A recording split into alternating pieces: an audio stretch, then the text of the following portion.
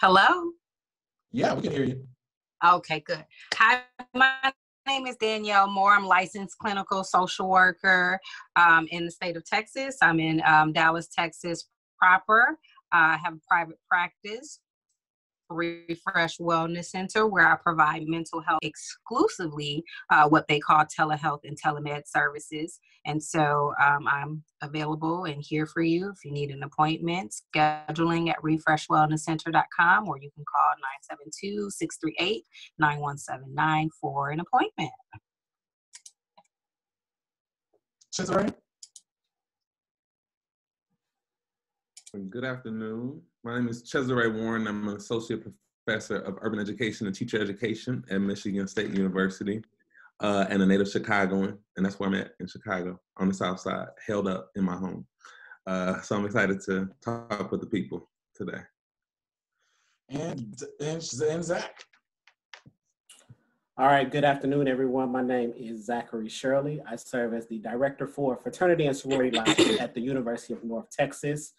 I am also a fraternity and sorority leadership consultant as well. I've spoke at a number of different institutions around all-encompassing student leadership, fraternity and sorority-based leadership, how to leverage leadership opportunities through organizations, whether they be Greek letter organizations or other student organizations, as well as risk management and overall leadership development. I am located here in Las Colinas, Texas, so right around the way, and excited to be here with you all today. So we're gonna kick the conversation off and start really broad and just talk about, because as this conversation came up and I was talking with some people in some group meetings, some folks didn't know COVID-19, what was it, how did it get its name? And so COVID-19 or coronavirus is the actual disease. And disease sounds harsh, but that's CDC, World Health Organization. But the virus that causes COVID-19 is really SARS-CoV-2. And when it develops into COVID-19. But given that each of you are working either in your private practice, in the hospital, working at the universities on both sides, both faculty side and staff side, talk a little bit about, and I'll start with Danny to talk a little bit about what is the impact of COVID-19 on our healthcare system from the front lines, you seeing it yourself. What is that looking like? Well, our hospitals are interesting place right now because many of the hospitals still don't have testing kits. They're still having to test through external labs, but there's been an overrun of patients coming into the hospitals who have COVID symptoms and who have tested positive for COVID-19. There's also an other interesting dynamic that's happening where patients who are having other medical concerns or issues are not coming to the hospital as a result of COVID. I know one of the hospitals that I moonlight at, we instituted a waiting room where people call ahead, let us know what's going on with them. They're screened as soon as they walk through the door and put into a room. And then visitors aren't allowed at the hospital at this time.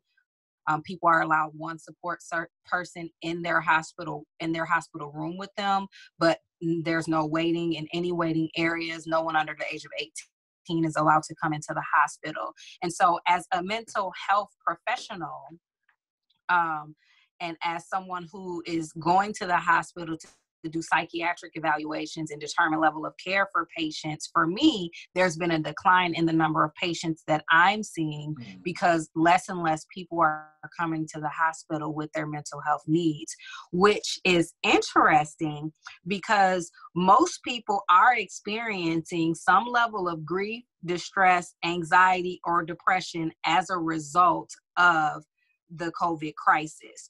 People are at home, they're quarantined, they're grieving the loss of their freedom and their life and their livelihood and being able to interact with people, being able to go to work, just the autonomy to be able to do what you want to do. And now being told what you can and can't do and being restricted from going to certain places, even if you don't want to follow the rules. If you decide, oh, I'm going to do what I want to do, well, there's still only so many places that you can go. You can't really be out in public places in some of these cities and counties because they mandated, everyone to stay at home. And so you have people who are grieving the loss of their autonomy. You have people who are overwhelmed with now having to be required to work from home virtually. And those who have children are now also required to be teachers and instructors and make sure that their students are also able, their kids are also able to keep up with their responsibilities as students. And everyone is expected to minimize their feelings and their grief around being in crisis. Oh, don't worry about the fact that there's a global pandemic or crisis. I'm going to need you to be productive as an employee, and I'm going to need these students to make sure now they have extra homework. I'm going to need to make sure that, they turn in their homework and they're logged in for a certain amount of time, and they're able to keep up and do this, that, and the other. And we're in the middle of a pandemic. And so it's just unrealistic. So I know people are overwhelmed, grieved, anxious, worried, depressed, and that can compromise your immune system, right? That can cause, put you at risk for health concerns because your mental health is, up and down and all over the place. And so, it's definitely impacting the number of people that are showing up to receive resources or showing up in the hospital, with psychotic symptoms because they're scared to come in because they're scared of all of the people who are at the hospital for COVID. And so I know that we have whole floors, at one of the hospitals that I work at, like they're all COVID patients. So the more and more that areas get testing kits and testing supplies, of course the numbers are doubling and tripling in places from day to day. It's because they now have tests. It's not because the numbers have actually tripled. These people have been, presenting symptoms. Right. These people have been saying that something has been going on with their physical health, but they weren't able to have, there weren't adequate testing supplies to test these people. And so it's definitely created a lot of chaos. And it's definitely causing, people who are having other medical emergencies not to get what they need. I'm going to come back to this piece a little bit later about being productive and pushing aside your grief, because I think that's happening to a lot of people. And I think yes. I want us to unpack that a little more for them. But I want to talk with Zach, and you're on an administrative side of an institutions, and higher ed and businesses all have been asked to pivot really, really quickly. But you, like myself, you found yourself one day in the office, we're going about our daily work, and then next day you're home and still expected in some way to carry on and be that productive. And so what has that impact looked like as a staff person at a director level at an institution? So there are a number of different layers that this looks like, right? I can remember as if it were yesterday, get up, go to the office, be productive, meet with students, and not necessarily thinking about, oh, the week before spring break was going to be the last time I saw my students face to face. We were proceeding forward with Greek Week, Greek Awards, NASPA conference was coming up, presentations, living in a world to where I was go, go, go, go, go. And then all of a sudden, it stops. And very quickly, as you just said, Antonio, we had to pivot. What are we going to do when students come back from spring break? We had students on study abroad trips. We had staff who went on vacation with their children to places that now have the greatest number of impact when it comes down to COVID cases, like New York and California. It was all very surreal, and for me, it moved very quickly, but then stopped at the same time. And I literally felt like I had an out-of-body experience and looking around like, are we really living through this?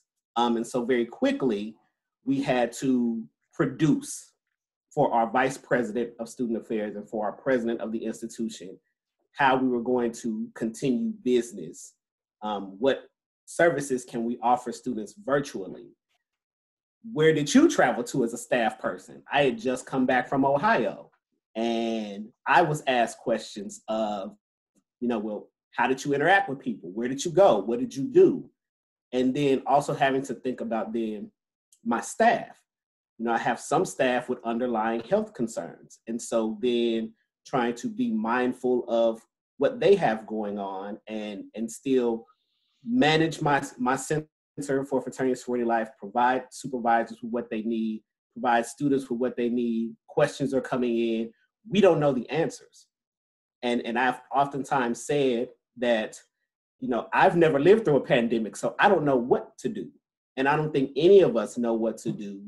And having to understand the fact that we have to give each other a little bit of grace, well, actually a lot of grace, because no one knows what the next day is going to look like. 5 days after this initial directors meeting, it was on a Friday at University of North Texas, we're now talking about, all right, well, who's essential staff? Who needs to work from home? City of Dallas County is, okay, now we're going to shelter in place. I work in Denton County. So what does that mean? Can I leave my house to go to work? Judge quickly said, no, you can't. So it's like trying to juggle and manage and maintain and be calm and resilient. But to Danny's point, there's a pandemic going on, y'all. Like, I'm not really necessarily concerned about trying to remain calm and resilient when there are people who need things. My staff needs support. Students need support. Colleagues need support. I need support. My twin brother works in higher education as well at Texas Women's University, and we're sheltered up in here together. And it's like, all right, now how do you adjust to a new normal of both of you having Zoom meetings and both of you needing to have conversations? I mean, this literally has pivoted some things for us in higher education that I don't think we've really thought about before. And now trying to figure out orientation is coming up. What is that gonna look like? Commencements have been canceled. Thinking about the psychological toll that takes on our students, K through 12 and higher education, who have worked so long to obtain these degrees and helping them work through that grief. Figuring out for those of us who are essential personnel, well, how am I going to now prove my productivity? Because when I'm in the office, I can show you I'm being productive. But now that I'm sitting at home on a laptop, on a Zoom meeting, how do I demonstrate that productivity? And I think that this has given us as administrators, at least from the student affairs side, a glimpse into what it could be like if we have to pivot to online offerings of our programs and services. We've never thought about that in fraternity and sorority life. It's a very face-to-face type of exchange. What it looks like to offer student activities virtually, what it looks like to have orientation virtually. And so I feel like we are building the plane as we fly it, but we have no choice because there's not been a blueprint necessarily for us before now. And I mentioned this, Antonio, on one of the posts you made, because a lot of people are talking about, this is the new normal. I don't really like to prescribe to that. I look at this as the for now normal. And this is what we're going to have to do for now. But I am hopeful as an educator that we will come out of this on the other side, learning some things that we can do, best practice, case studies, all types of experiences to say that we're able to find ways to better navigate through these concerns and support our students. Yeah, and the complexity of just so many issues colliding together in one space. And I think Zach talked about the pivot, and staff at an institution are not the only ones. Faculty too were thrown into pulling plans together very quickly. While some may have had a class or two, having your whole syllabi now mandated to be online, and this type of learning that's happening and in the classroom. And it's not only happening at the collegiate level, it's happening at K-12. And Chez, you've worked in K-12 too, and you're still connected with a lot of those groups. What is the impact then that you're hearing now at your level and in your conversations maybe with K-12 administrators and teachers about how they're navigating it and how they might navigate this space? I mean, the first thing that comes to mind is that folks are just genuinely overwhelmed with wanting to serve students, serve young people at a high level, and still take care of their own psychological well-being and show up for their own families and children. I don't have children, but so many of my colleagues who are faculty and those who work in K-12 are, how do I continue to serve other people's children and really do well by my own children is something that is totally throwing people for a loop. I mean, and it's been a little bit of, people sort of toss it around as a joke, like we should really appreciate teachers in this country because folks sort of underestimate the work that K-12 teachers do on a daily basis, but it's real in terms of caring for people's intellectual well-being, and then the other stuff, if you really think about people of color and really trying to show up for like your whole person, making sure you're good as a Black person in a society, right, that doesn't necessarily value your Blackness or your queerness or whatever it is. Like, how do I continue to serve? So that's a big thing. And I think part of, at least from my perspective, being overwhelmed has come from the top. Folks are like, how do I not let the ship fall apart? So then they throw in all of these emails and all of these directives and all of these new policies, and how do I consume all of it at a reasonable speed and do the job that I'm paid to do and show up for my kids? And it's a pandemic, so how do I stay healthy if I know I have to go outside? It's just a lot to manage. I think to the point that I think Danielle spoke to earlier, just around mental health. One of the things that's been really hard for me personally, and as I talk to folks, is similar. Learning how to face what we're going through, listen to the news just so that we're informed, but talk back and like counsel our own selves in some ways. Like being able to say, this is a moment in time, and in this moment, this is how I feel, and I want to acknowledge and show up for how I feel and be gentle with myself when I'm not being productive. If I get one thing done today, I'm patting myself on the back because I did one thing today. That's really, I think, important. And these virtual happy hours, virtual karaoke sessions, folks are really getting in. Yes. Really helpful in like lifting people's spirits. So those are some of my sort of initial thoughts, but I've seen a few things that I thought were really good, just in terms of, you can now go online and find like sample little schedules, a schedule where you say from 9 o'clock to 10 o'clock, we'll read, and from 10 o'clock to 10:30, we'll go out for a walk. Having a structure, I think, has been really helpful to people. It's definitely been helpful to me, and I've seen people with kids. It's been helpful to have that, and I know that a lot of districts are asking teachers to put materials and like Canvas and these other online platforms that students can sort of access at their own pace. So I think that that's like the challenge, if we can give families a way to structure their day, and then if they have access to resources that they can pull at their own pace, that doesn't require a heck of a lot of scaffolding from the parent, that's probably the stuff that's working best right now. And honestly, being very gentle and lax about all of the things that we like to bring up when we think about evaluation of rigor, right? I know at my university, we're talking a lot about grade policies and moving to a pass, no pass sort of deal, satisfactory, not satisfactory, pushing people's tenure clocks back, and really rethinking how we even evaluating people's productivity. Folks are, I think, taking that very seriously. A lot of universities across the country have actually extended people's tenure clock because that has been such a source of anxiety for tenure track faculty. So yeah. Really, really good pieces. And this, for those of you who are just joining, I want you to, you can throw a question at any one of the panelists that are here. Like and share the video so that others might join in as well. But we got down this path of talking about productivity and grief, and I want to come back to that collectively from all of you. But in the middle of that, we shouldn't, we can't lose that there are people who have lost their jobs permanently in the middle of this.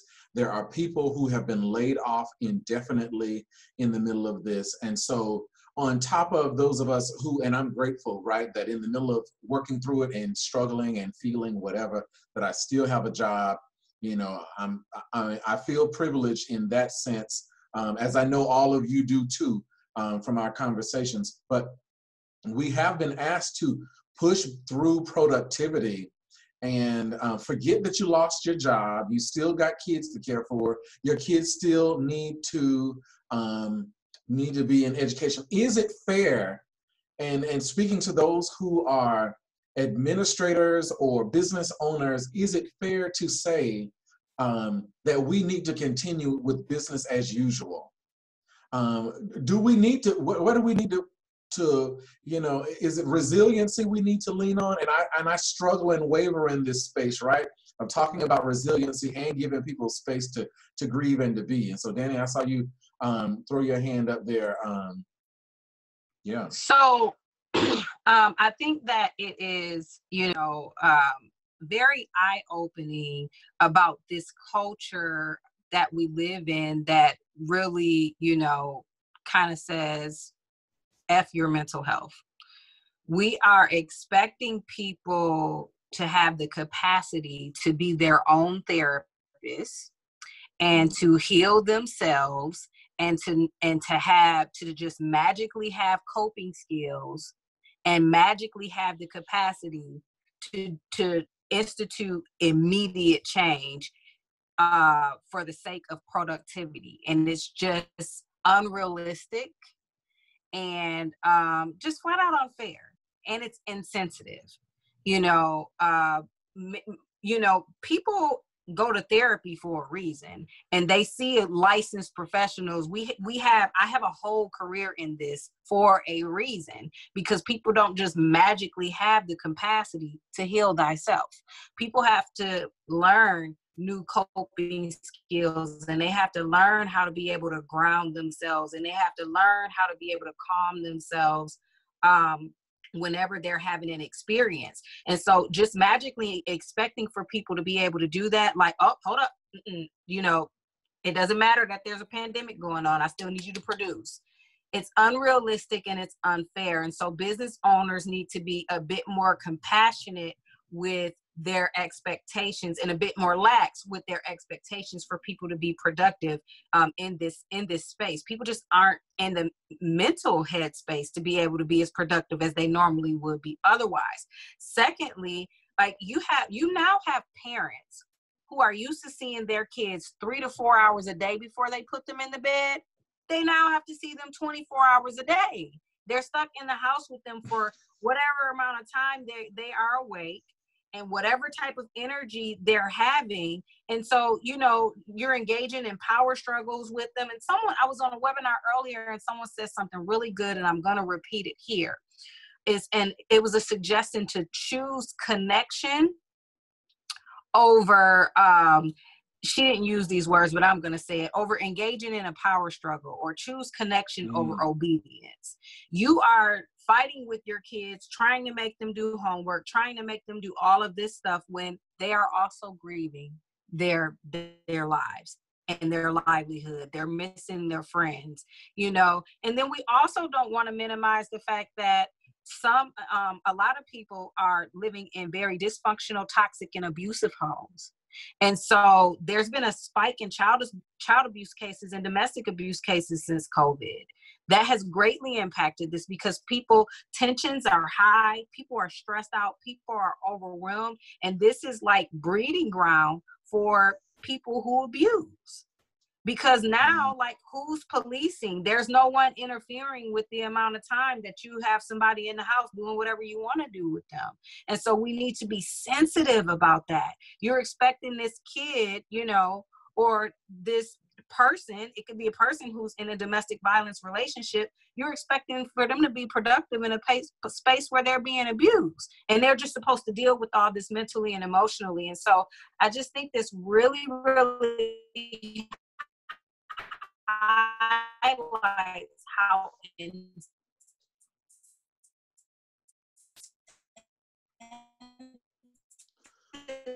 Danny, I think we're losing you for a second there. We are to what's going Danny, we're losing you. on. I'm gonna come back.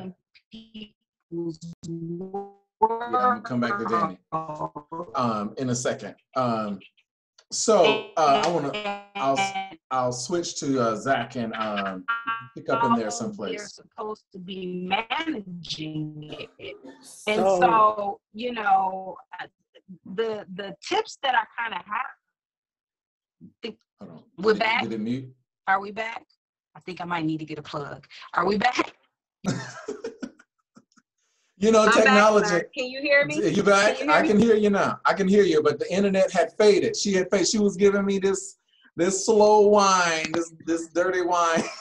She was giving you a slow whine? She was giving me a slow whine. I think we're back in effect. Okay, I see you now. I see you and I hear you. Okay, so yes, I was just saying that it's kind of unrealistic, you know, to expect people to be productive, to be their own therapists, and we need to be sensitive to what may be going on in people's home environments. And even if there's nothing going on in your home environment, you're still expected to be productive in a space where we really are grieving. We're grieving. And some people, their family members have died or have COVID, or they know someone, they're connected to people who have COVID or who have died, or, you know, there are other things that are going on. I mean, you know, in the last 10 days, I mean, I lost someone to cancer, you know, one of my former pastors had COVID, and, you know, my cousin's father has COVID. I mean, it's, you know what I mean? In addition to, I'm still going to see patients at the hospital. You know, my own clients are having their own issues for my private practice. I mean, it's just, you're expecting people to be able to navigate this as if they are a mental health professional, and it's just unfair. Yeah. And so the tip to make sure you plan your day. You aren't letting your day happen to you haphazardly. You are intentional about planning your day. Very, very good tip. Choose what to focus on. You know, if you can. It's easy to focus on problems and limitations and what we can't do, but during this time, there are some things that you can do. And so try to focus on those things. Listen to anything that's going to uplift you. Join some of these, you know, these virtual happy hours, these virtual dance parties. I mean, DJ D Nice had me in club quarantine, lifting my spirits. And I hope he's on today because I'm going to be in club quarantine if he is. Schedule your news and social media time and make sure it's from a reputable source. Yeah. I cannot stress enough the amount of false information that's going around about COVID right now. And you want to make sure that you are getting your news from a reputable source. And you also want to make sure that you aren't looking at news and social media reports the first thing when you wake up in the morning, nor are you doing it, you know, right before you go to bed. You want to make sure you do that hours after you wake up and hours before you go to bed, and that you limit it. You don't need negative news on repeat, triggering fear and worry and anxiety. And then, you know, here you are in the cycle again where you're breaking down, you know, your physical immune system because, you know, you're stressed out mentally and emotionally. And then do what we're doing here. We're on a Zoom meeting. You can FaceTime, you know, social distance, but don't isolate, right? Try to remain as connected to people as much as you can. Use this time to bond, you know, with the people in your house. Use this time to have some non-sexual intimacy with your romantic partner where you're able to bond. And, you know, use this time, if you can, to separate from those toxic and dysfunctional relationships. And then get up and move is my last point. Get up, move, dance, exercise. You can go outside. You can take a walk. Just, stay away from people. Yeah. But my thing is, dance to a minimum of 3 of your favorite songs. It's impossible to be anxious. It's impossible to be anxious, depressed, stressed out, and overwhelmed when you're dancing. It increases your blood circulation. It reduces stress and anxiety and depressive symptoms. And I recommend at least twice a day, dance to a minimum of 3 of your favorite songs. And that's just something that you can kind of help to soothe yourself during this time. I think that last piece just added to, and I'm gonna throw it back to you and Zach in a second, but that really underscores the importance of these new DJs that have popped up, right? Like, we've enjoyed it, but hearing you put it in those terms about how music really can help soothe the mental wellness of individuals. Yeah, and healing, right? And I'm gonna come back to this healing portion, because that's a conversation that I want to have. I want to talk through. But Zach, you and Chez, I saw you had your hand up, and I want to go to you first as you see if y'all had a point before I ask a question. So, Danny made a lot of excellent points. I'm coming at it when we talk about resiliency and grit. Yeah. I despise those words. Mm-hmm. Because I feel like when we think about resiliency and grit, we don't think about the individualized experiences of people and the intersecting identities that people have. As an openly queer Black man with a terminal degree who lives in the state of Texas, my resiliency and my grit is going to look very differently. From a generational standpoint, from a positionality standpoint, and by the way, as we have said a little tongue in cheek, but it's very serious, there's a whole pandemic going on right around us. And to quote the wise philosopher, Cardi B, it's getting real. And I love her. And it is real. And so to expect people to have the same level of productivity and output that we had 3 weeks ago. Yeah. I was churning stuff out 3 weeks ago. Boom, boom, boom, boom, boom, knocking out assignments. My staff knocking out assignments. My students planning events. And then our whole world stops. And so how can you sit and behave as if this is not affecting people in a way to where you're thinking about the livelihood of your loved ones who may have lost their jobs, the underlying health concerns of your parents, your siblings, yourself, your students. All of these things are hitting. And by the way, for a lot of people, bills are still due. Yeah. So you can't sit up and expect people to have this level of resiliency and productivity as you try to have business as usual. There's nothing usual about this business. And we need to be able to get out of that mindset and allow ourselves to think that way and think outside of that box. Yeah, I'll just add, in terms of the productivity conversation, there are a couple things, a couple practices that I've gotten into that I think have really helped me. One, recognizing and having gratitude for all of what is right in my world, despite what is happening around me, that I am a salaried person and I don't have any children. So my colleagues who do have children, part of my responsibility is trying to show up for them and support them in getting things done that, that we have some responsibility for. So that's been important. And then helping, ease their burden gives me a sort of gratitude that I'm sort of contributing to somebody else's well-being. That's really important. And I think also continuing to find things that you're looking forward to that sort of get you through the day. So it's like, I'm getting this done and I'm looking forward to this thing being finished, or seeing something off in the distance and knowing and congratulating myself out loud. I got this piece of this done today. I'm really proud of my productivity. I'm really proud. This is what productivity looks like for me today. The definition is totally shifted, and being okay with the shift in definition. But those are things that have been really important to me. that have helped with my productivity? We talk too, because I think some people are still in a space, and I don't even know if it's even grieving. It may be grieving, but I'm gonna say it's spinning. That people are still trying to wrap their head around, is this really happening? Is this really happening? Is this really happening? And maybe you all can speak to a little bit about how did you come to the point of accepting, right? And maybe that's a part of your life, but how do people move from this is happening to some sort of mechanism where they can begin to move themselves through this pandemic, to put themselves in a good space or a better space, and for those around them who they support, and for those who are looking to them for their support, right? I'm supporting someone and someone else is looking to me for support. How do we move through this spinning space? Giving yourself grace, and then focusing on one thing at a time. We can't do it all. And then speaking up about your capacity and being assertive about what you can and can't handle and take on at this time.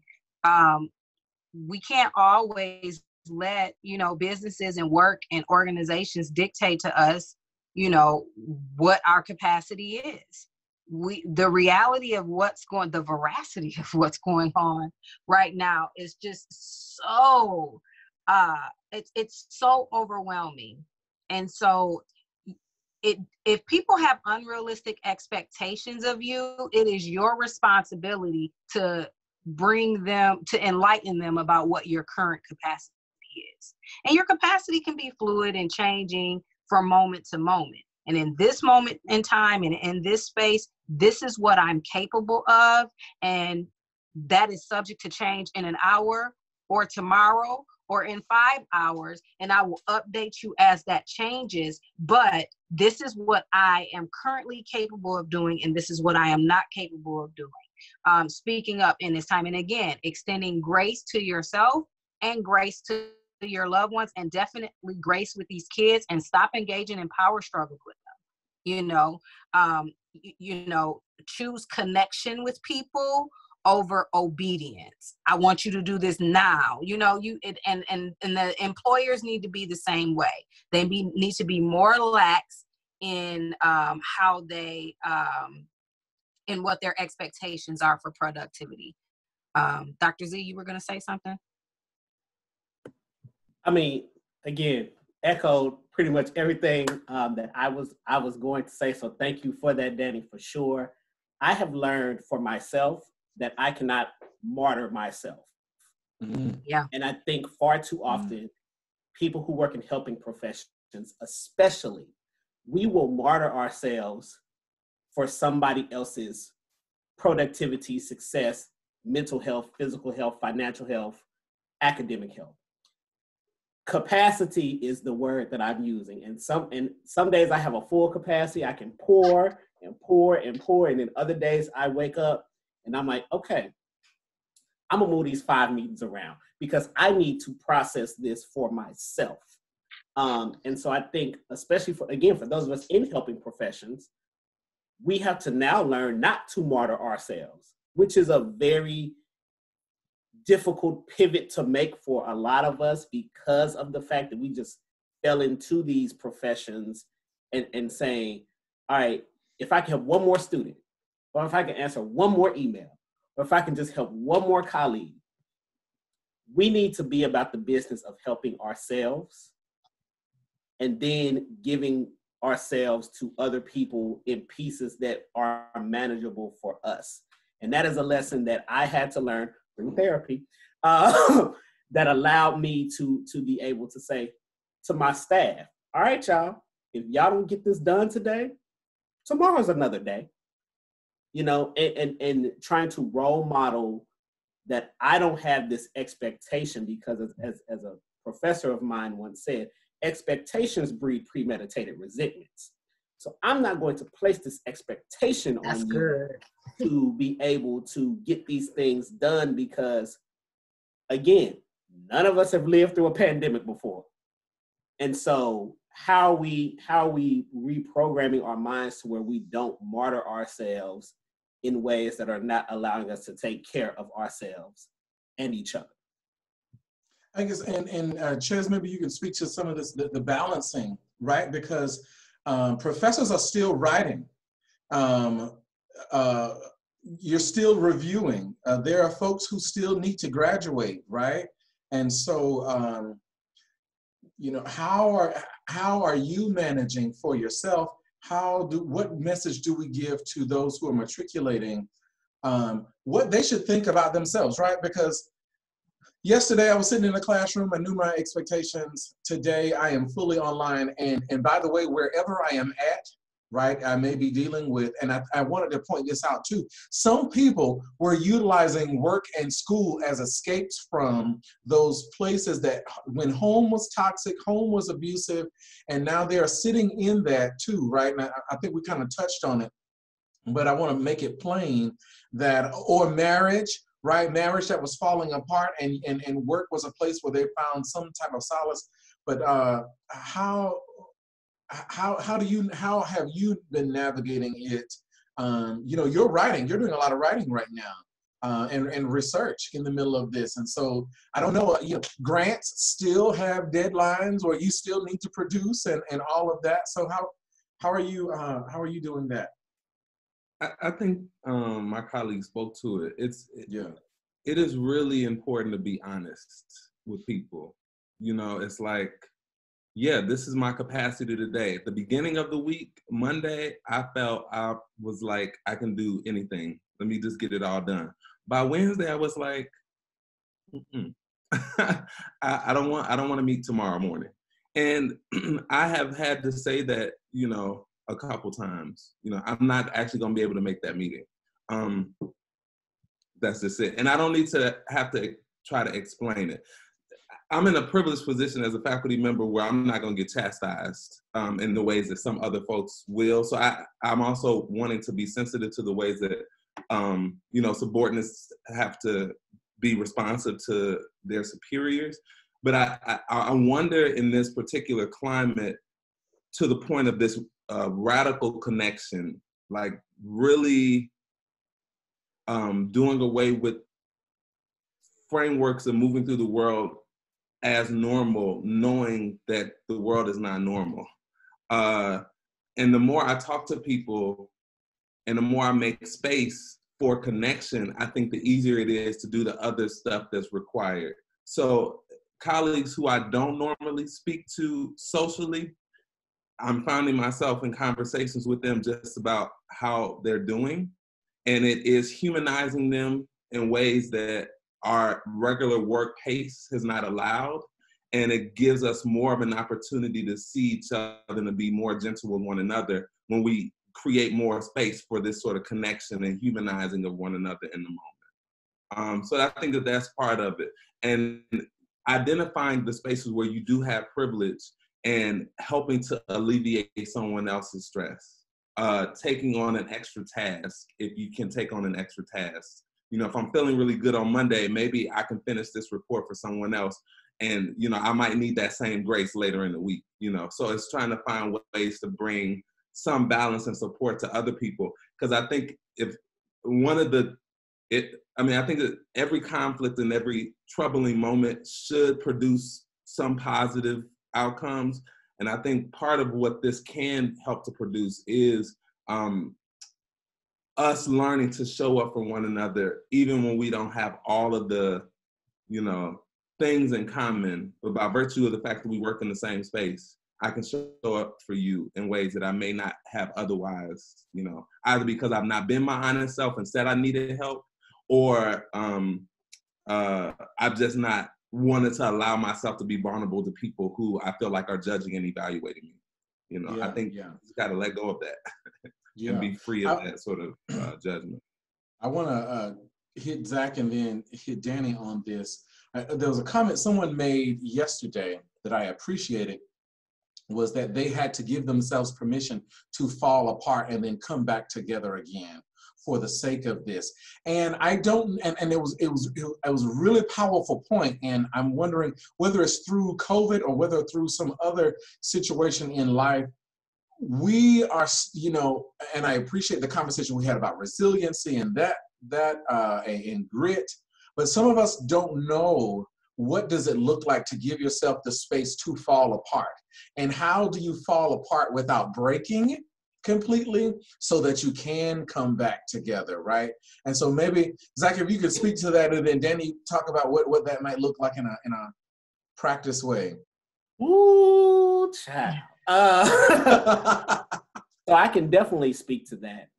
And I mean, I won't speak to it in this instance because I don't think that I have made it to that point yet. But those who know, I mean, Antonio definitely knows.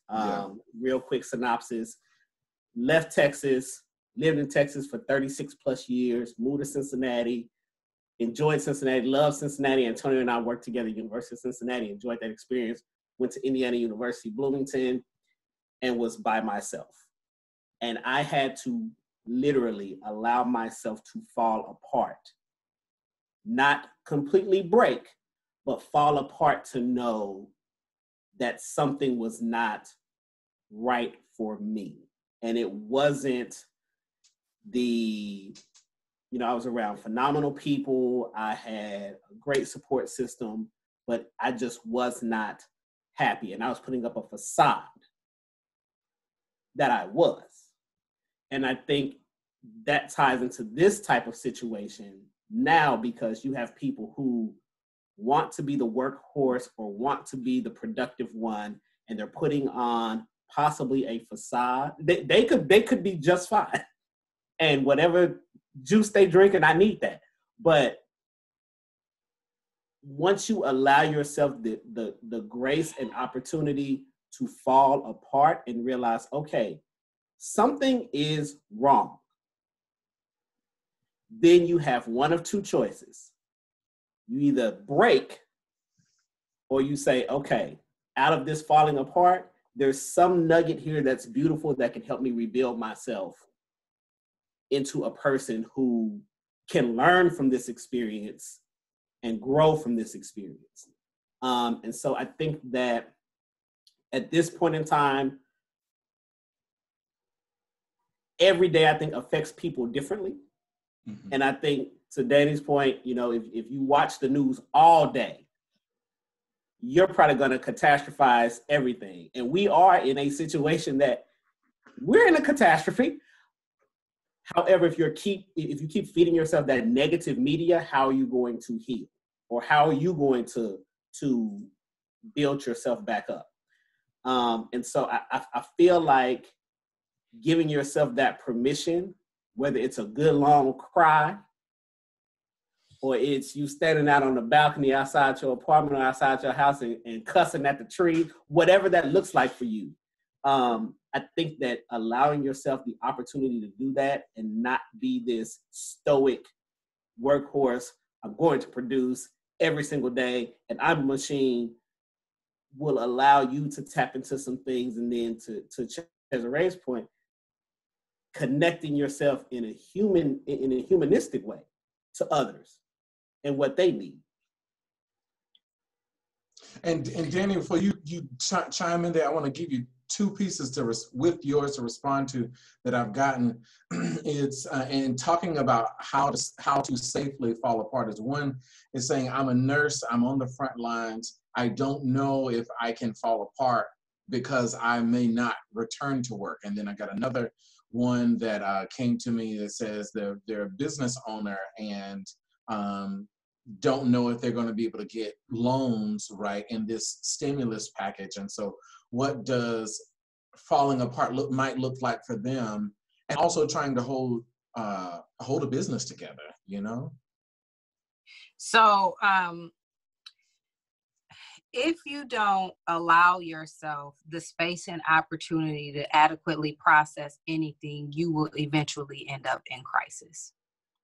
if you don't give yourself permission to fall apart and feel the impact of whatever it is that you are experiencing, it's going to come collect at a time that is inopportune. And no time is really opportune, right? But you don't know that it's going to be even worse the longer you hold on to it and the more you prolong it.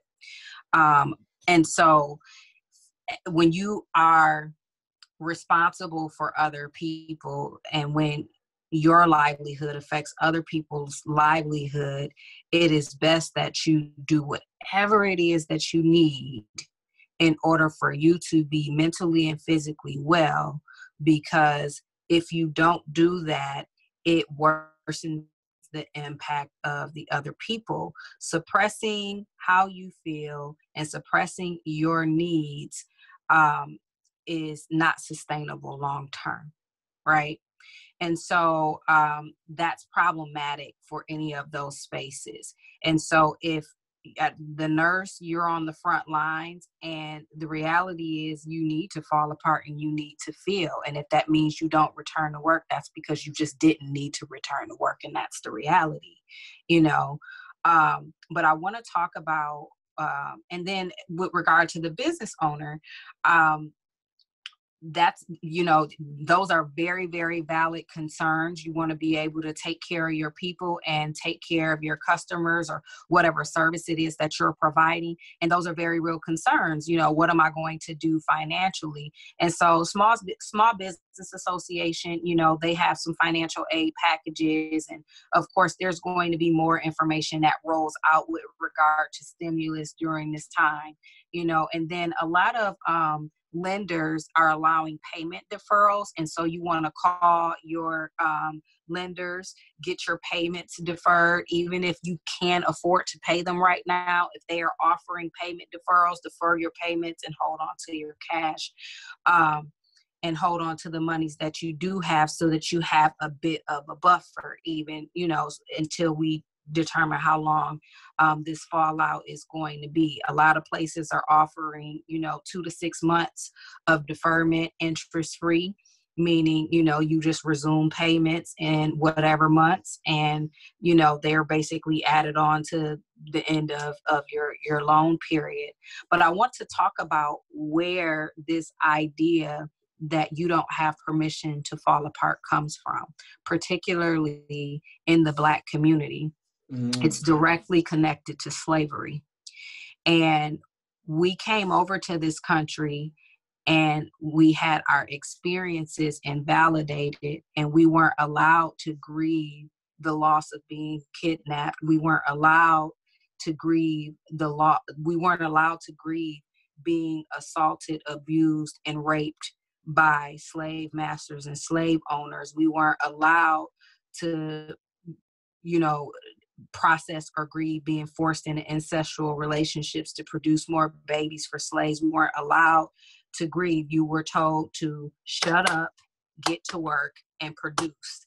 And that has trickled down into 2020 with this mindset that you don't have, you know, wipe your tears, big boys don't cry, be a strong Black man, be a strong Black woman. It is this narrative and this perspective that has been indoctrinated into us, and it's in our DNA at a cellular level, that you don't matter enough to be able to express yourselves.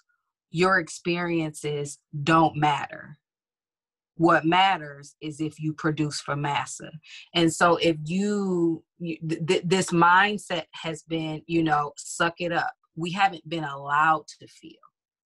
And when you don't allow yourself to feel, you are participating in the cycle of invalidating your own experiences. And thus you invalidate the experiences of others. And so allowing yourself permission to fall apart validates not that you are a real person, you know, that you are human, and that your experiences matter. And so, and we all need to feel like we matter. And when you disregard your feelings and emotions and experiences, that is validating the narrative that you are subhuman and that you don't matter. None of us are androids. We are not machines. We are not robots. And I know that historically we've been worked like machines and robots, but we are not. And so, in case no one has told you, I am giving you all permission right now to fall all the way apart. Feel it, feel those emotions, sit with it, cry, scream, do whatever it is you need to do. I don't care if you have to go scream in your car, if you have to hide in the bathroom, if you have to hide in a closet. I don't care where it is. You find a place to fall out and be fully present with yourself and let it take as long as it needs to take. And it doesn't matter if the kids are crying or if the kids are screaming or if nobody is there to help you or to hold you or to do any of those things. Allow yourself that space, because if you don't, it is going to negatively impact your mental health, which is going to negatively impact your physical health, which is going to impact your productivity overall, and you will not be able to sustain anything long-term trying to pour from an empty cup. Teach the people. Okay, come on, all the way through, all the way, because you hit that last part. What I was going to say, and you just went right into it. I don't think people knew. A lot of people don't know what falling apart looks like, right? Yeah. And to name it. And you and I talked about this last night. That language is so important, and people have emotions and don't have language to put with those emotions. You know, we're adults, right? And we've been through other things before, but we haven't been through this. And we are all still experiencing whatever life was throwing at us before this moment, along with COVID-19. And so how do I now, what language do I give to myself to speak to this moment? And I don't know, maybe I'll talk to Zach and Chez and see what language are you all giving to yourself, to your communities, to talk about this moment. Because I think in some parts, right, some of us are taking this social distancing as isolation, and it's happening, and we know it. We know that there are some people who are truly, leaning into social media because it's what they've known, and it's been a part of it. But there are others out there who are really sitting home and they're isolating. And so language and, let's just start with language. Yeah. So, so it's ironic that you said that, Antonio, especially that piece about people who are really isolated. I'm not isolated. As y'all see in the background, my lookalike has walked up and through this room. So I have the benefit. Hey, Greg. I have the benefit. Hey, y'all. I have the benefit of not being by myself, but one of my best friends lives in New York, and he is by himself. And so every day, multiple times a day, he FaceTimes me. And like 3 weeks ago, I'll be like, all right, I'll call him back. I'm at work, yada, yada, yada. But now I think about the fact that he's alone. Like, he doesn't have someone to have a conversation with face-to-face, interact with face-to-face. And so I think the language that one of the pieces of language we need to use is having compassion for those who are isolated to themselves. Because again, living in Bloomington, Indiana by myself, I was isolated by myself. And that took a negative toll on me. And to Danny's point, I wasn't dealing with it well. I covered it up with other stuff. And until the point where it hit me and I was like, I got to do something about this. And so I think being as compassionate and available, again, as much as you can, not martyr yourself, but being as compassionate and available as you can.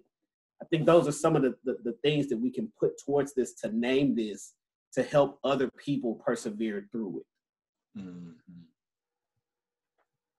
For me, it's really been this has just been a moment to double down on what I think I believe in, what I say I believe in. And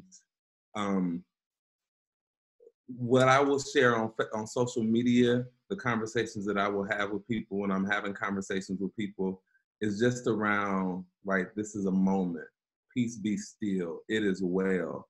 You know, finding inspiration. And it reminds me of when that man got elected who's currently occupying the White House, and how I felt this sense of mourning. Even knowing that we live in an anti-Black white supremacist society, we should not have been that surprised that this society would have elected this person. But after 8 years of Obama, you like, wow, we still, this is where we going with things. And I remember saying to myself at that moment, there are certain commitments that I have to my well-being that supersede any and every other aspect of my life.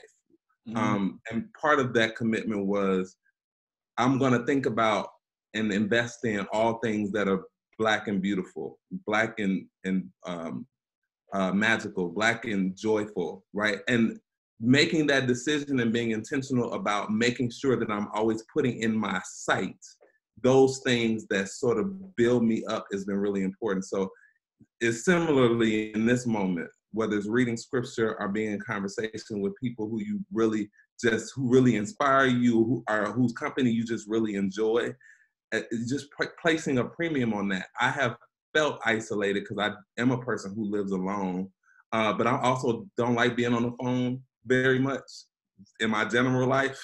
So I have been forcing myself to be more intentional about being on the phone and being present and doing FaceTimes and singing happy birthday to people virtually.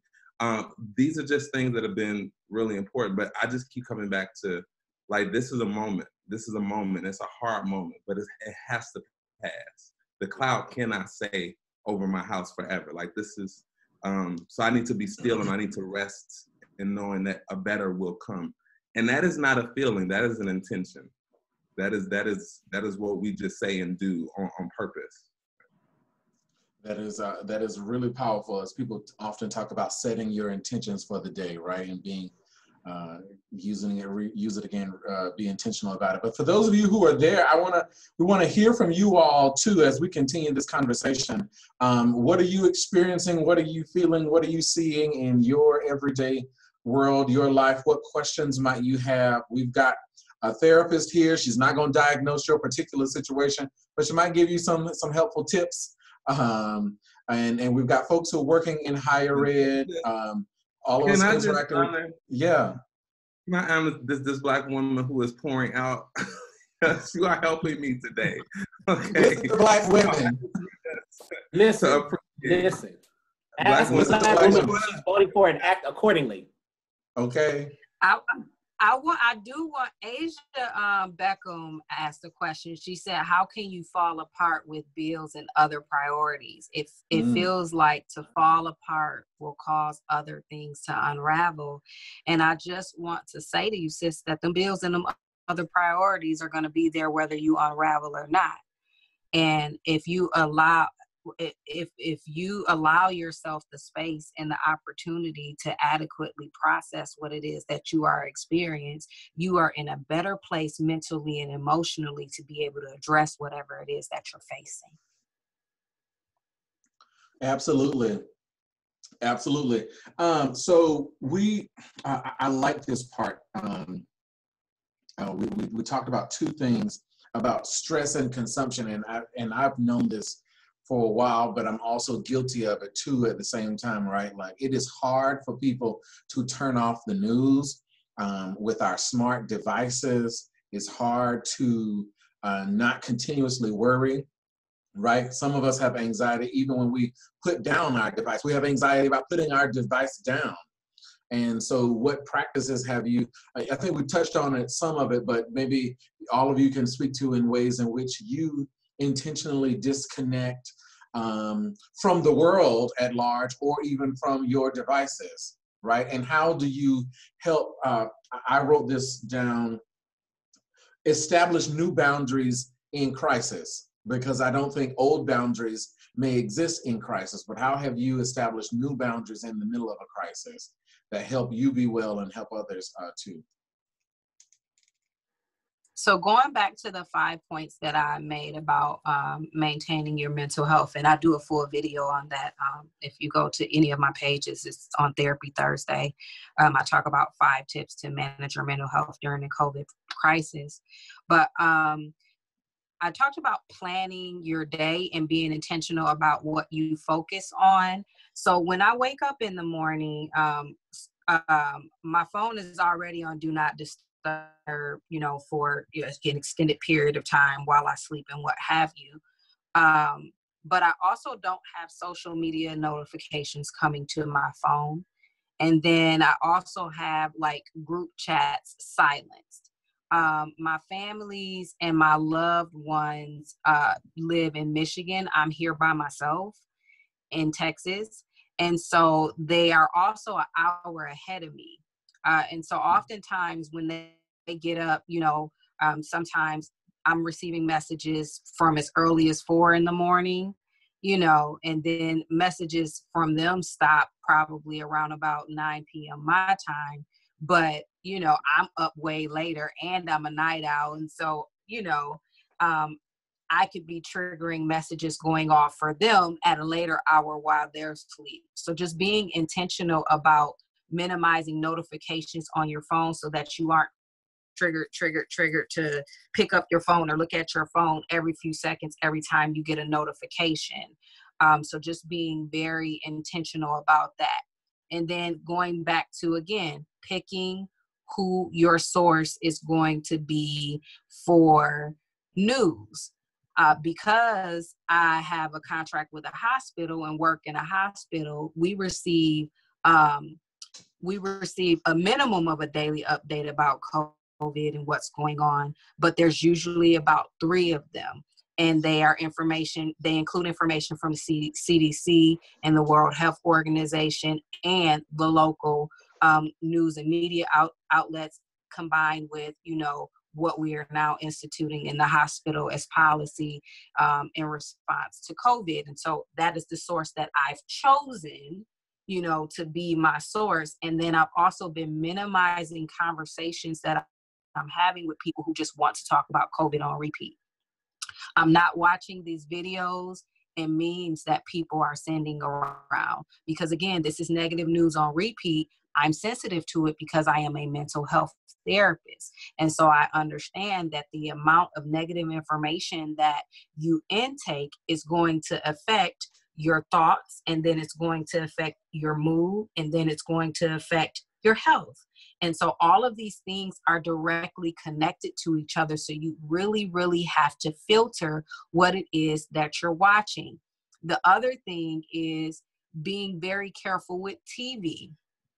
The news will slide in a 10 to 30 second update in between commercial breaks, and you have to be very, very careful. So if you are watching a local show on TV, I am vigilant about hitting mute when it goes to commercial breaks, because you're not going to dictate to me about what's going to be in my brain and on my mind by changing the decibel level of the commercial to be louder than the actual show is to get my attention. And then you're cycling negative news on repeat because everyone is talking about right now is COVID. So you have to be very, very vigilant about, you have to like turn into a ninja almost about silencing, things to trying to control that, just so that you can maintain some sort of sense of normalcy.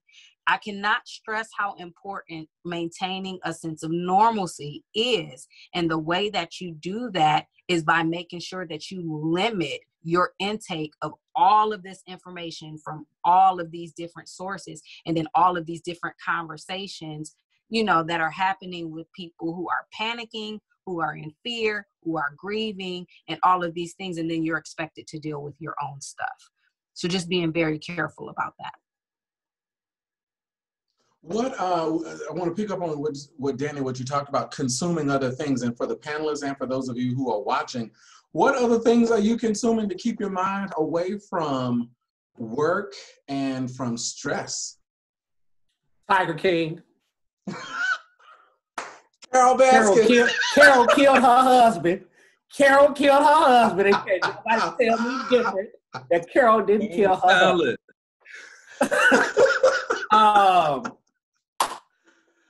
And that's real. But no, I mean, I definitely for me, sometimes finding mindless things just to lose myself on and be like, you don't say, or I'm a huge like Marvel, DC fan, so I watch cartoons. You know, I was on a TPE NASPA Zoom meeting yesterday, and folks were like, they asked a similar question. They said, "What brings you joy?" And I'm gonna show y'all what brings me joy. He's got demonstrations. Come right to here. Marvel. Yes. Yes. The Marvel Encyclopedia. You see how thick this is? I can read this the whole time. So, I mean, finding things that, again, take away that negative influence. I mean, again, Danny hit the nail right on the head. Love Black women who spread that knowledge. Love Black women anyway. But finding those things that take you away from those negative influences and those distractions that bring you down, because I'm a naturally gregarious, happy person. This is already depressing enough, sad enough. So let me find the things in the day that's going to bring me joy. There's always going to be those items that try to bring you down, or those people that try to bring you down or try to influence and impact your mood negatively. One of my favorite memes that I've seen, and I've put it on my phone as my lock screen, it says, "Bro, it's time for you to be happy again." And I choose, in this time of turmoil, uncertainty, I'm gonna find something to be happy about. And if it is the Marvel Encyclopedia, that's what it's gonna be, y'all. So I mean, I think that we get thrown so many opportunities to be down and depressed, and this is not trying to take anything away from the struggles that people are going through.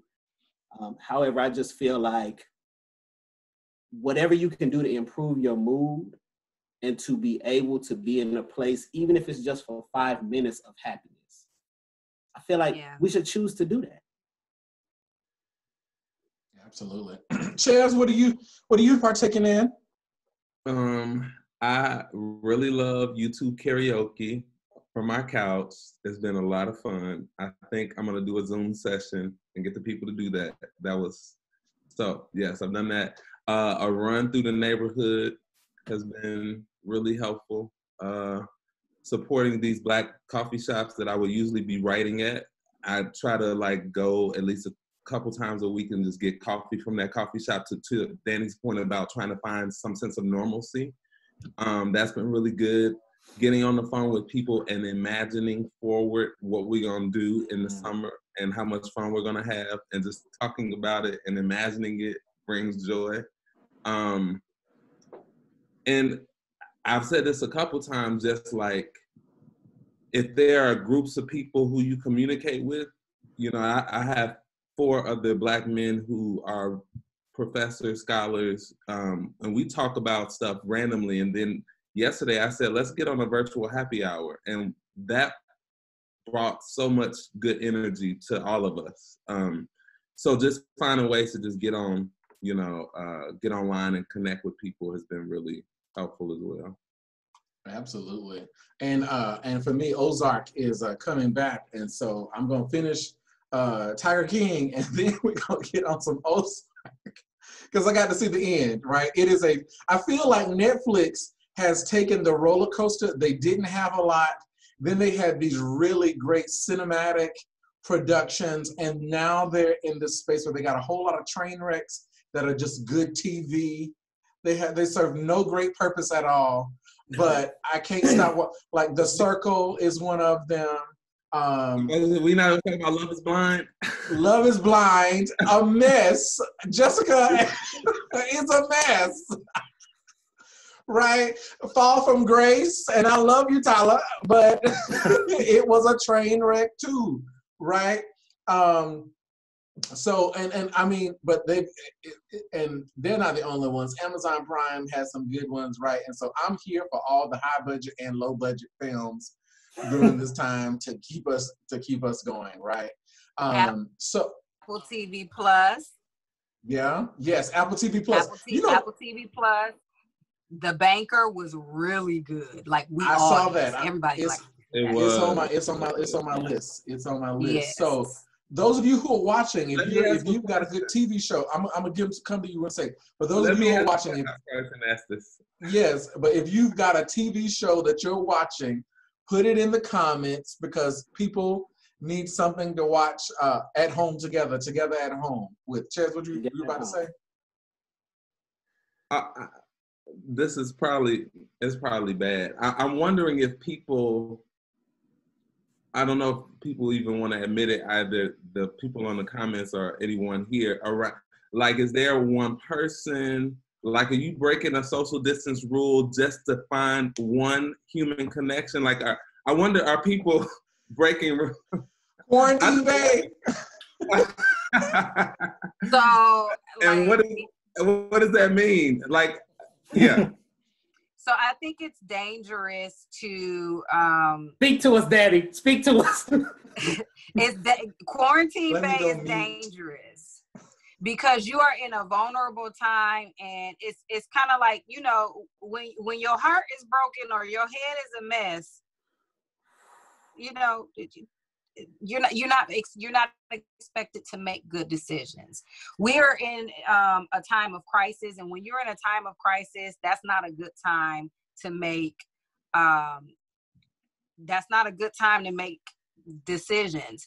And so, being a person who is single and by herself and cute, okay, gorgeous, come on, Sis, you fine. And I mean, so it can be very, very tempting to, you know, send a hey big head text, you know, because you want a quarantine bae. But the way that is going to impact you mentally and emotionally after this is all said and done, like, if you don't actually get what it is that you need from that person, it is going to negatively impact your mental health and wellness. And so it's not a good idea. Now, if you want to genuinely connect with someone and explore what that looks like, that's different. But it would be unfair of me to call, you know, the list of people who are genuinely interested in me that I'm not interested in now that we are in a quarantine. It is selfish. It is unfair, and it is emotionally irresponsible. Ooh, and what y'all heard it here first. Ooh, emotionally irresponsible. What we don't want to do is be emotionally irresponsible and be the villain in somebody's story for mishandling them. Ooh, on now. Are you okay with being the villain in someone else's story? Now that's a word. Are you okay with being the person who's being talked about as the person who mishandled somebody who was genuinely interested and invested in you? Are you okay with being that person? Your emotional responsibility caused me pain. That's a lot to deal with. Your emotional irresponsibility caused me pain. And as somebody who has been a villain in somebody's story. Okay. All right now. So, yeah, are you we're going to talk about it or we're not going to talk about it? Okay, let's go deeper. Because Antonio, you know. As somebody who has been there, it is not a good feeling. It's not. And it comes you don't want to do that. It comes back on you 12-fold. So you don't want to do that. Well, and then, like, come on now. Let's just, do we want to honor God? Go deeper. That's what we do. Honor God? Like, what is your social responsibility? The word says to love thy neighbor as you love yourself.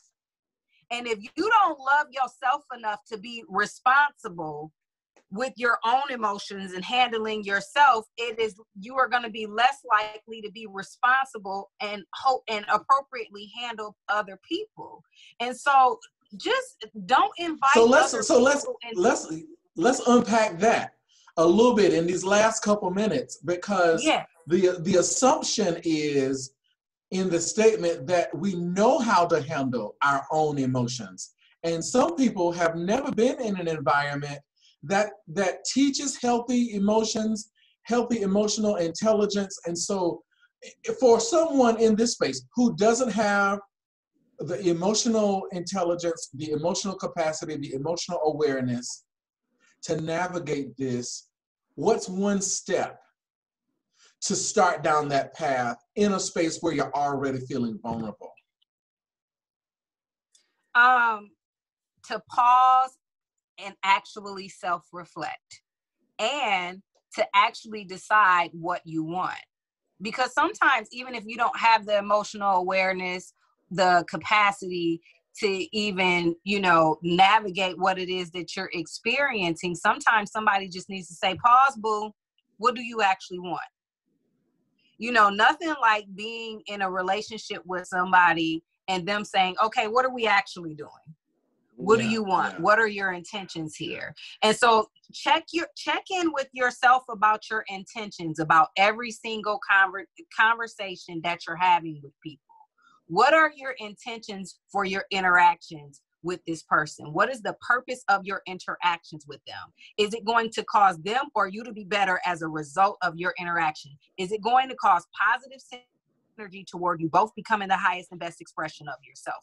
Or is it going to be a positive synergy towards you both having a negative experience? Well, guess what? It's either going to be this or that. And you want to be realistic about what that looks like. So what do you want? What is the actual goal? You want to make sure that you participate in activities and behaviors and conversations that align with your desired outcomes and your core values. So what is your desired outcome from this interaction? Now, if your desired outcome is mutually agreed upon, if this is a booty call, let it be that. If that's how you getting down, or if one person is hoping that this turns into something else, that's gonna be a train wreck. And so if you know that if one or both parties are not in agreement about what's happening with any level of your relationship, you need to fall back, because it has the potential to do more harm than it does good. And the goal is not to do any harm, right? Do no harm. Do no harm. Do no harm. And so I was talking to some other colleagues, and one of the colleagues said, once we get out of all of this will be an excellent testament to who has taken time to pay attention to their emotional intelligence, and how they handle crises with people, and how they handle their own emotions. And I sat with that and I thought about it in terms of, let me do some work on my own emotional intelligence, because I've been on both sides. I've told people oftentimes when Janae Aiko and Big Sean came out with None of Your Concern, that was me singing both parts, because I've been on her side and I've been on his side, being the toxic person and being the one who was dumped on with the toxicity. And so thinking about that emotional intelligence, and especially how you interact with and care for people in this time where you can't interact with people outside of the twin brother that I live with, I think that this provides people that opportunity to do a self-inventory and create a checklist of themselves of, all right, how am I adding value to people's lives, or how am I detracting from that value, and vice versa? Who's adding value into my life? Mm-hmm. Who's detracting value from my life? Who am I letting intentionally hurt me because of a situation of convenience, mm-hmm.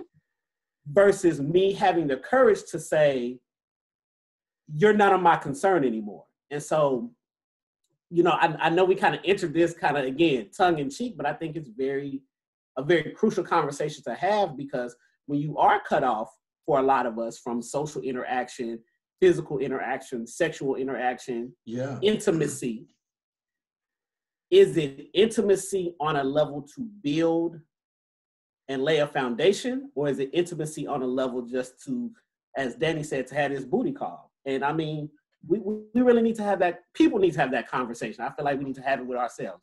I for sure do. Right. And I A think lot that of people don't know how to have non-sexual intimate exchanges, and therein lies a big problem. Right. And that's a whole nother. We can go another hour and a half on talking about that. But there are a couple things I wanted to lift up, just that and then I want you all to take in these last 2 minutes quickly, 45 seconds each, in a second, to wrap up some final thoughts. But we talked about grace. We talked about some new boundaries. I love this piece, choosing connection over obedience, and making space for connection. I really love the dancing to 3 songs. Dance to 3 songs today. You can't. Somebody wrote in the comments, you can't be angry while you're twerking. I agree with that. Yes. Okay, because you got to that focus. was my BFF. Okay, you got to focus on it. And this last thing that I really, especially for employers, for business owners, for supervisors and managers, do not shame people for for taking care of their mental wellness. Don't shame them because they have chosen to be well in this moment versus making you a priority. And both of those things can exist at the same time. Sometimes one needs to take priority. Having a well person that works on your team might be better for the long range effects of your team, your business, your organization, whatever it is. So please do not, and I've seen that happen. People get shamed for taking their time off or saying I can't or I cannot or let's wait. We really should do that. But I'm gonna start in my clock wheel. I'm gonna go Zach, Ches, and close with Danny. Some final thoughts from you. Definitely keep in mind, again, just taking care of yourself, being a good agent of not only your time and emotions, but other people's time and emotions. Because once we come out on the other side of this, I for one would not want to be deemed as someone who did not honor the experiences that people are going through. We're all individuals. Even, again, identical twin brother. We're taking things very differently sometimes. So understanding the fact that different people are going to arrive at different spaces at different times, and being as understanding and compassionate about that as possible.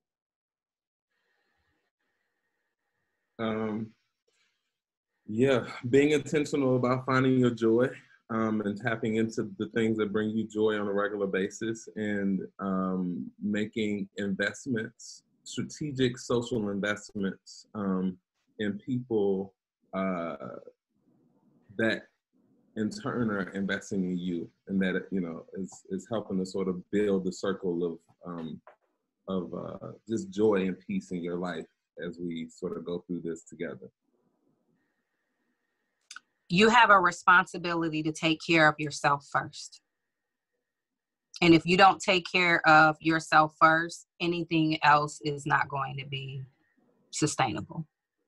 And so I know that we put self-care on the back burner. Self-care is not selfish. Self-care is necessary. It is okay for you to be vulnerable. It is okay for you to fall apart.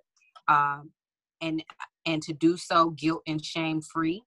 I need you to extend grace to yourself and extend grace to others, and allow them to cry, and don't tell people to dry their tears. Allow people to feel all the feelings, because you need to feel all of your feelings.